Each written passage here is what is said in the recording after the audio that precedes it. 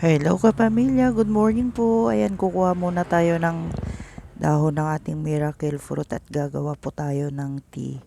Yan pong dahon ng miracle fruit pwede rin po natin gawing tea at ito masarap po. Wala pong lasang mapait.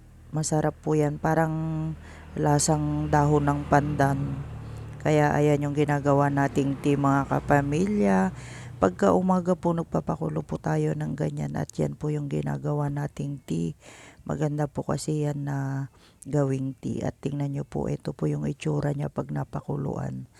Ayan yung ating pinakuluan na dahon ng miracle fruit kapamilya. At yan naman wala pong lasang mapait yan at masarap po siya. Kaya yan yung ginagawa nating tea pagka umaga.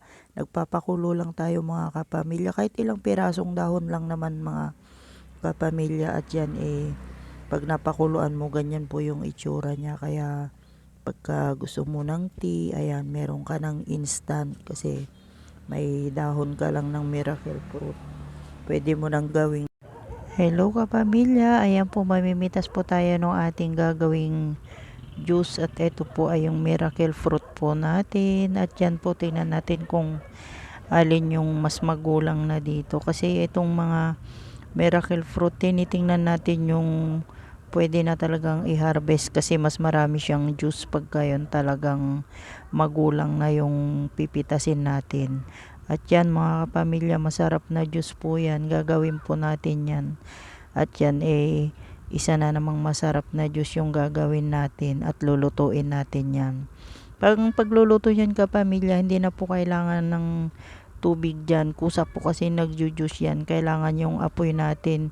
Low heat lang po yung kailangang apoy niyan para hindi po siya mabigla o masunog. Kaya ayan yung ating miracle fruit kapamilya. At yan may isa pang maliit na naisama at gagawin din natin na juice yan para hindi naman masayang. At ito maano na to, magulang na tong napitas natin kaya gagawa tayo ng juice natin. At ito isa na namang masarap na juice yung gagawin natin. Kaya ayan kapamilya, ready na po natin.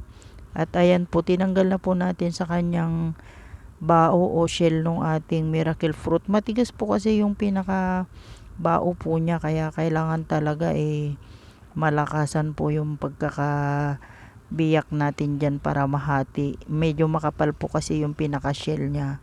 At ayan, iluluto na natin. Ayan po at kumukulo na po siya. Kulay black po yan pag naging juice at sasalain po natin yan pag lumamig.